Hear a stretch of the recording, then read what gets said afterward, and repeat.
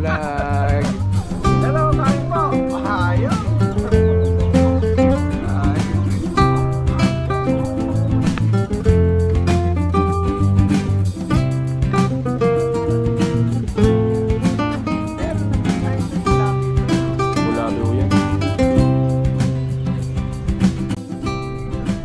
So what's up mga kabosay? Welcome po sa channel ko sa Photodesk Vlog. Meron po tayong bisita dito ka Chris. Galing pa po na saan kayo sa Bulacan? Sa Angat, Bulacan. Baka merong nakakakilala kay Ka Chris. Mag-message kayo sa baba. Kasama natin Ka Chris, Bonsai and Hobbies. So yan po yung kanyang YouTube channel dati. Tumigil sa Ka Chris sa pagbablog, pero nagbablog din po siya ng mga bonsai noon. So isa si Ka Chris sa mga pinapanood ko dati noon. Mga 3 years ago. Pero may mga upload si Ka Chris pa rin ngayon sa YouTube niya, YouTube channel niya. Ka Chris Ka Chris Bonsai and Hobbies. Yun po yung pangalan ng YouTube channel. So dumanaw dito sa akin si Ka Chris, galing pa ng Bulacan. So napunta dito sa Cainta Rizal para daw makita kung gaano daw kapogi si OLTV Mix Vlog mga kabonsai. Tumingin siya ng mga halaman natin dito, si Ka Chris. Yan, so palagi ito yung pinapanood ni Ka Chris, sabi niya. So Ka Chris, shoutout muna, baka may gusto kayo shoutout. Kamusta sa lahat? Babalik na si Ka Chris sa pagbablog, babalik na sa pagbablog si Ka Chris. O so guys, huwag natin patagal na pasok at intro ko, kaya intro, pasok!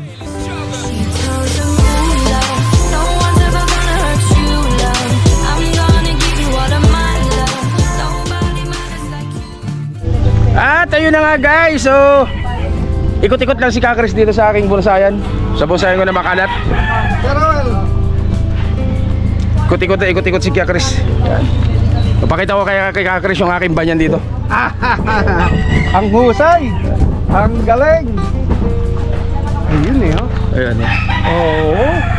Ayun eh. Yan yung ginawa ko na. So ito yung idea na tinuro ko noong nakaraan mga kabonsay ha. Ayun, oh. Yung tawag dito, yung banyan kahit balatan nyo lang, huwag nyo lalagyan ng lupa para markutin, magkakaugat po kagaya nyan. Hindi ko pa lang na-update, pero update natin susunod dyan. So ayun yung ating banyan. Husay.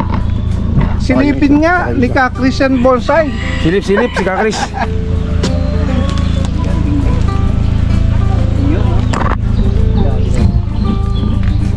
So yung pinutol Ka Chris, Kapit na no? kapit na ko. Diyan pinutol ko yan talaga sinadya. Para gumanon. Para magka ugat ulit siya ng maliliit. Para pati yung ugat niya maging tapering din. Tama. Turo naman sa atin yan, Idol Richard Tupil ng Bulacan. Oo. Ng Bulacan. Ng ano pala, ng Cavite. Kasi itong mga susunod na ugat na to, yan ang dadaiti na yan dun sa ano.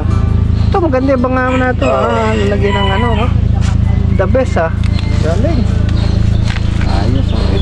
Itong diskarte na to, patay tayo sa diskarte na to. Galing. Mula. Tugas. Ayun po isa. Pasok kayo dyan. Siksikin nyo yung aking magulong bonsayan. Sir Romel, yung ano mo, wire mo, sayang. Dami na wire. Ganda Ayan. Sabi nung sa 5 piraso yan eh. Yan, nasa likod nyo, namatay lang yung dalawa. Paano yan? Walang araw. Namatay. Yan, pero sabay-sabay ko yung tinanim. Kung nabuhay pong lahat sana yan, meron ako 5 piraso yung isa, bagong tanim ko rin. Meron yan maliit pa. Pero sana lahat pare-pareho na ganyang kalalaki. So yan ang idea guys, kung gusto nyo magkaroon ng clasping na banyan na magaganda, maliit pa lang, itanim nyo na. Ayun, Sir Owel, the best. Ayun no. Galing ha. Itong mga ito, mga mga nakaikot. Puro pa ikot-ikot. Hindi, yun ang maganda eh. Ako ganyan din ako kung gumawa ng bonsai. Yan ito, maganda to, isa na to. Ganda no? Ano yan, binaluktot ko muna sa sanga, sa mother plant. Tapos saka ko siya minarkot. Minarkot ko hindi, pero nagbubuhay naman ng tusok siya. Pero ako ginagawa ko, pinaghirapan ko na eh. Di sagad-sagad rin muna. Markutin mo na. Kami ganun din. Minsan, inaayos ko na muna. Saka ito, walang kwento to eh. Mulberry. Oo. Maganda yan. Kanya lang eh, ano yan. Nagdadayback na yan, no? Ayan. Namamatay. Lalo, hindi naarawan. Nawalan ako ng interest dito. Meron akong alaga dito, Kakris, oh. Ito, oh. Ito, Kakris, oh. Ito. Ayun! Dalawa ng itlog, oh. Oo nga, no. May itlog na naman, may pugad na naman, eh. Sabihin eh, ano ba ang ano yan? Ibon, yung brown. Ano ba yan? Yung pugo? Hindi, yung kulay brown na ibon na. Ay, yung brown. Gray, kulay gray. Kapit ang laki na itlog. Ano yan? Malalaki. Pangalawang pugad na yan, dyan mismo rin. Dyan din? Oo. Aba, talaga na kayo maalisin. Ang laki naman ito. Saka umuha nito. Marami kong ganito, ang liliit. Batangas. Batangas. Galing Batangas yan. Meron pa yan, kapatid ay yung kabila. Kabila din. Marami kong nakikita, kanya ayaw ko alisan. Iyan, oh. Ito. Kapatid niya yan. Ganda ng paa. Libari ah. Quality. Quality ah. Oh. Quality ang paa niya, no? Pwede na. Pang wire na. Pang wire na. Nung nakuha ko yan, mataas. Mataas yan. Sinad ba ko?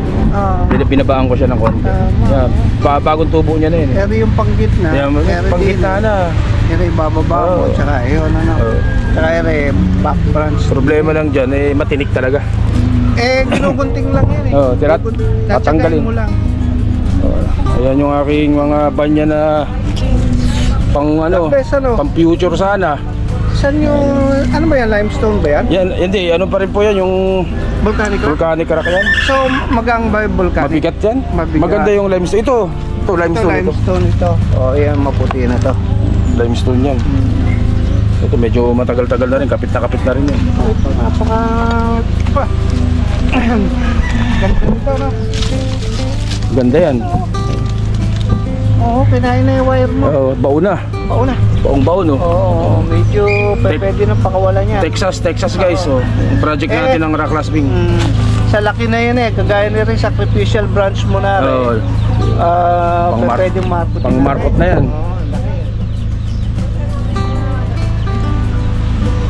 Meron akong binubuo doon sa amin na ano na balite.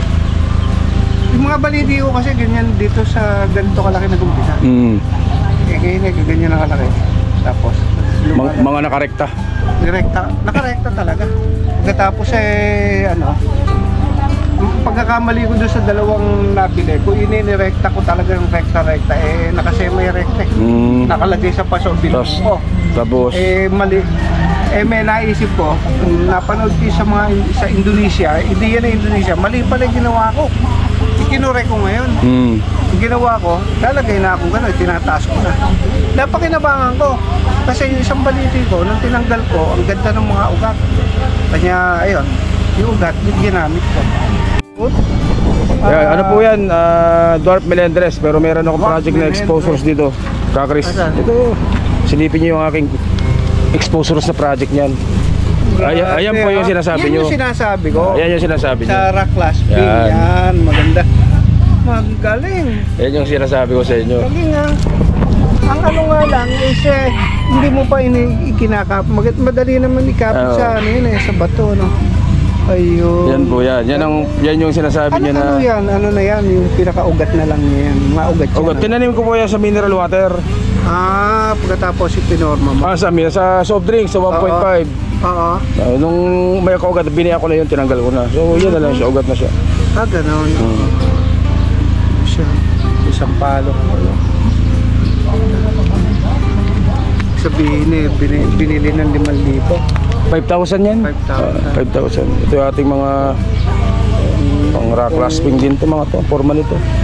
Pang abang yan sa bato. Bato na lang ang wala. Alam mo, liit ng bonsai world mo, pero... Akala nga ng iba, ang laki ng bonsayan ko eh. Hindi, pero nakakapunta? hindi yun eh. Ang point dito eh, ganito mga kaliit yung space, pero ang dami makikita. Kumbaga, maraming variety. Variety, matututunan, yung quality. Pagaya lang nung isa na yun, Yan po yung dwarf melendres. Oo, tignan mo nga. Kasabay nito yung nandun eh. Kaso yun nakarekta kaya mas mataba siya. Ito pinasuko na eh. Ganda. Dwarf melendres. Dwarf melendres, rock clasping.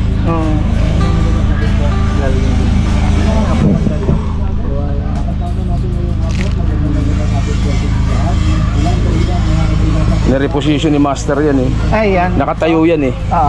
Ito ang ulo niyan eh dati. Ayan. Eh ayaw ni Master kasi simple. Simple totoo yun. Pero ang plano talaga ng Master dito, nakatanim to sa banga. Sa banga. Sa banga itatanim siya. So pahaba. Yan po ang pahabain pa. Tama. Yan ang ano ni Master dyan eh, sa banga itanim. Anong pangalan ng Master? Master Romy Cohas. Romy. Opo. Ay, yun ito natin. Hibiscus Taiwan. Nakatutuwa, no? Galing. So, ganun din po yan. Tinanim yan sa ganito. Oo. Galing. Tinanim sa mineral water na dalawa. Kaya nakakuha ng exposed roots. Pero galing cutting siya na yan. Pinagputulan na yan. Galing. Usay. Buo na to. Nakalatag na Nakalatag na lahat. Ayan na, yari na. Yung ulo na lang. Puputol na ako dyan. Ano no? Nakakapanginayang kung iaalis. May-ari na nito. Meron na kayo? Kumpare kong nasa Australia. Shoutout kay paring Christian. Kay paring Christian to eh. Napag-usapan yung bonsai mo, Sir Christian. Ganda. Galing. Nakita niya lang ng personal o hindi. Sa YouTube lang? Sa vlog, sa mga vlog lang. Magaling ano? Isabihin eh, nagustuhan niya talaga. Nagustuhan niya. Tayo na nga guys. So, medyo mahaba-haba yung pagkwentuhan namin ni Ka-Chris, Bonsai and Hobbies. Yan. Salamat. Pero syempre, kagaya ng iba, walang umuwi na galing sa bonsayan ko ng luhan mga kabonsay. Tayo na guys, binigyan natin si Ka-Chris ng tugas. Yan, tugas po yan, tugas. Tsaka melendres, dwarf melendres. Tapos may nakatusok na tugas dyan, oh. Tugas na. Tsaka Targaw Taiwan. At syempre itong ating, ang tawag dito, ating Picos, Texas. Yan. Alright. Guys, syempre maraming salamat ulit kay Ka-Chris ng saan kayo sa Bulacan? Angat Bulacan pa yan mga kabonsay. Galing pa ng Bulacan yan, nandito kayo sa Kainta para bisitahin daw ang poging si Owel TV Mix Vlog daw. Maraming salamat din kay ate, kahit nainip sa kwentuhan namin, at saka kay kuya. Pangalan nyo kuya? Si Kuya Rudy. Si Ate Noemi, yung asawa ni Ka-Chris. Kahit medyo nainip sila. Sige. So yun guys Okay. So maraming salamat kay Ka-Chris. Konting baka may ma-shout kayo. Shoutout mo na mga tropa natin dyan, yung mga subscriber mo dati. Oy, salamat. Biglang nahiya, parang hindi sanay sa vlog so guys, hanggang dito lang po muna. Stay safe syempre. God bless all po mga kabonsay. Maraming salamat po. Thank you. Nahiya eh.